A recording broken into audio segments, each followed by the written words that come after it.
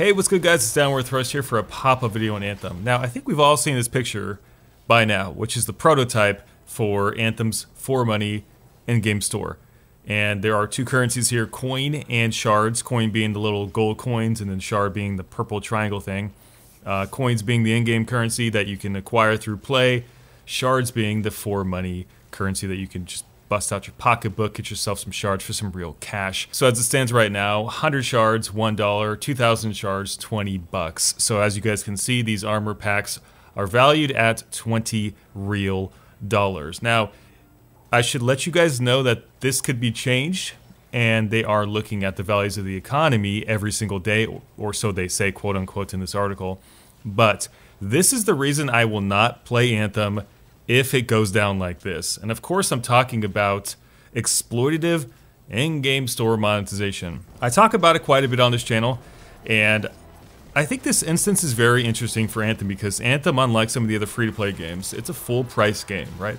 60 bucks, and I think by having a price tag of $60, we expect as consumers to be able to acquire most of the gear in the game at a reasonable rate, right? A reasonable amount of time. And if the game is too grindy, then it's not going to be that way at all. And the track record of EA has been quite sketchy, you know, Battlefield in the past actually, and then of course more recently, Battlefront. Those microtransaction systems being completely terrible. Not only that, but affecting power items and the actual progression of the game. Thankfully, these are only cosmetic.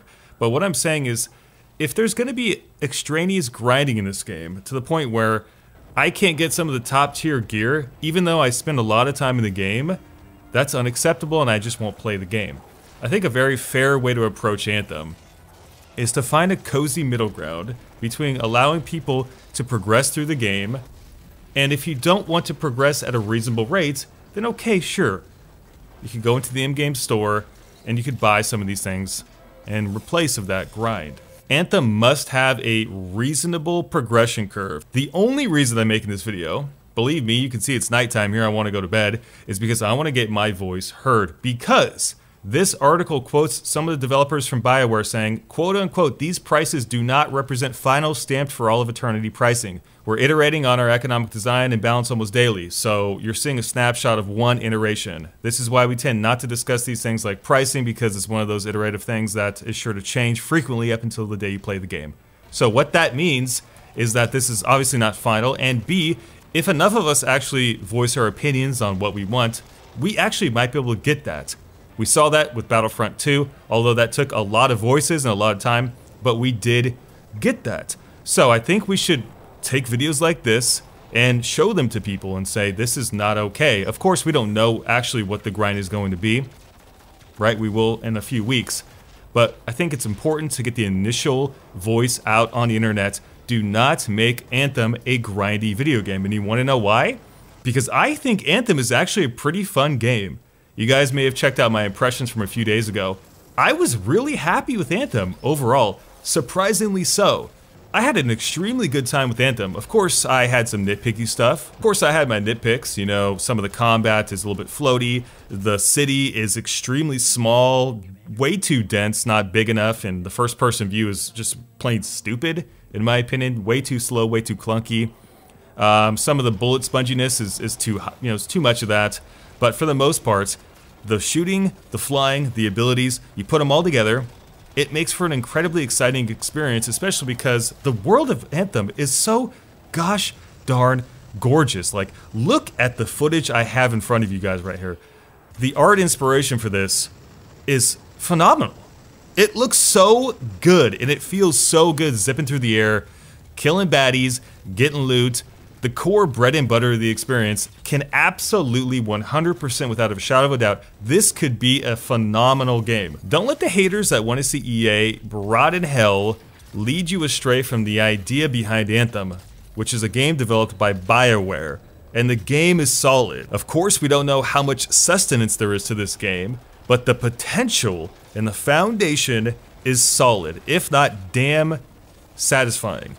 I can tell you from a lot of experience playing this game, it is a very fun game. Of course, you have to love loot-based games, you gotta love horde-based combat, wave-based combat, putting in the time, getting the gear, progressing through the difficulty curves. You have to be okay with that to like Anthem. But if you do, just like I do, it could be a phenomenal experience. It is a tremendous amount of fun right now. And that's the kicker with Anthem. Right now it's incredibly fun. But of course, there is ripe opportunities for this game to go down the shitter if EA implements all of these grindy, you know, for money monetization stuff in this in-game store. The in-game is just a bunch of bullet spongy crap. Yeah, of course, it could go down the shitter. But also, on the other side of the fence, it has tremendous amount of potential to be much, much, much more than what people may give it credit for. And this is why I'm making this video, okay? I'm a fan of BioWare. As a human being, I don't necessarily like EA, but as a gamer, I like Anthem.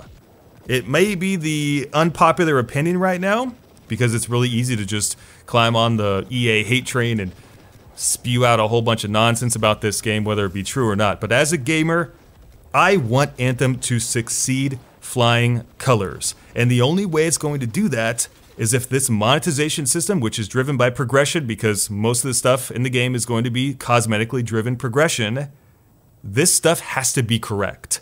There's going to be an inherent waterfall effect for progression in this game that's tied to two different areas: cosmetics and weapons, or gear, that is. Both systems have to be fun, engaging, exciting, and more importantly, ethical for people to enjoy this game to its maximum potential. So for the cosmetics, we need to make sure that this shop gets off on the right foot. We saw what happened to Battlefront 2. It buried the game for a long period of time. We do not want that with Anthem. So EA, make sure to make this system good. Make sure to tie the progression for cosmetics in your in-game store to people who play it for a normal amount of time, not people who play 12 hours a day. If they manage to make a fair in-game store, that will be problem one solved. The other problem, of course, which I just stated, was the acquisition of progression through gear, which is a completely different story because there will be no for money gear in this shop. It's only going to be cosmetics. That will be dictated by how grindy the game will be, and only time will tell how that story pans out. And of course, if you guys stick on this channel, I will be sure to let you know the more I play the game. So as of right now, I have nothing more to say. Anthem is an incredibly important game to many of us because we want to see a game by BioWare succeed. I can speak for many people when I say BioWare is one of my favorite companies out there, so we want to put a winner on top of the BioWare mountain.